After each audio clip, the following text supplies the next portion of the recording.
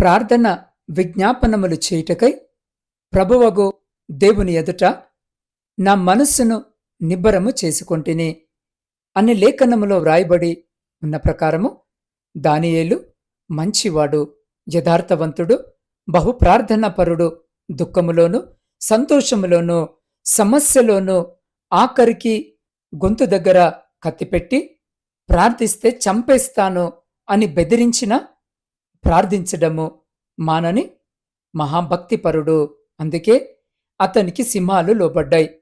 మహారాజు సైతము క్రైస్తవుడైపోయాడు. కాబట్టి ఈ మాటలు వింటున్న నీవు ప్రభుతో గడపడానికి నీ ప్రార్థనా జీవితమునకు ఏదియు ఆటంకముగా పెట్టుకోక ప్రతి విధమైన సమయములోనూ దానియేలు వలె నీవు కూడా అలా ఉండటానికి ప్రయత్నించు. దానియేలు వలె మంచి ప్రార్థనా జీవితాన్ని కలిగి ఉండులాగున దేవుడు అటువంటి గొప్ప కృప ఈ మాటలు వింటున్న మీ అందరికీ దయచేయునుగాక. ఆమేన్.